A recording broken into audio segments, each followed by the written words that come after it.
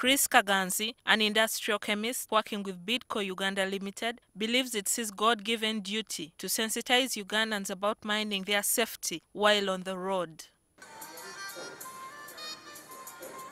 Such is the passion of the 36-year-old that he started a not-for-profit organization, Start Over, to implore Ugandans not to sit back in the face of growing road carnage. My approach is vulnerability-based approach to road safety. Okay? You are the one who is driving. I am the one who is using a border. I am the passenger on the road. Am I empowered? A 2018 United Nations Road Safety Performance Review report on Uganda showed that on average, Uganda loses 10 people daily from road accidents, which is the highest number in East Africa. The report estimated that every year, road accidents cost Uganda 4.4 trillion shillings in lost productivity and medical expenses. This represents about 5% of Uganda's gross domestic product. Pedestrians are the most vulnerable road users, and in 2016 alone, 1,354 pedestrians lost their lives to accidents. Some of them were children knocked down as they were walking to school. Kaganzi's passion was born out of tragedy. On 29 October 2016, he exchanged vows with the love of his life, Fiona Kabahubia, the coordinator of Girls Not Brides Uganda.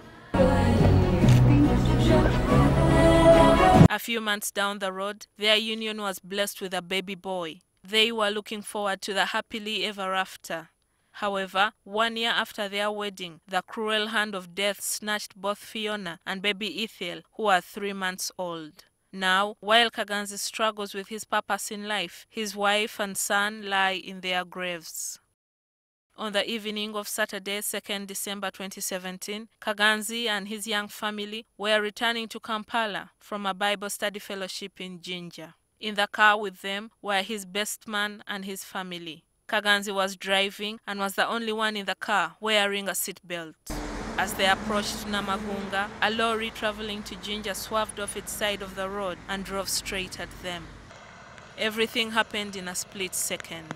It's not like I was driving so fast, because you know this steady traffic flow, you have a car about 50 meters ahead of you, meaning someone can easily overtake and join. Kaganzi's wife died on the spot. She was only 29. He escaped with minor injuries. However, his son and his best man's daughter were still breathing. The two babies were rushed to Kawolo Hospital on a border, where they breathed their last after a few hours. If you have heard my story, it must have described the crisis. Actually, the crisis across the board, from engineering to law enforcement, even to education. We have so many drivers on the road who are not trained. The psychological trauma that Kaganzi endured can only be compared to his resilience to move on and seek out others who have suffered the same tragedy and been robbed of their families through road accidents. I found a lot of rest whenever people would come and share their stories with me. So I invited people to find a safe place and talk about their pain. Through these meetings, the idea of Start Over was concretized. Within me, there is that power not to give up, that power to want to start over. But the question has been, start over for what? In 2010, the UN General Assembly proclaimed a decade of action for road safety to reduce the level of road traffic deaths across the world. And Uganda is one of the 2 pilot countries selected in the region for road safety performance review. Unfortunately, in the last 5 years, road accident fatalities have risen from 2,579 to over 3,500 annually. This is equivalent to an entire village dying every 5 years. Kaganzi believes his situation is like that of the biblical Job, who, after God allowed Satan to test him, lost his children and property. He believes that God is preparing him for a glorious future in which he will use him to cause a change in how people conduct themselves while on the road.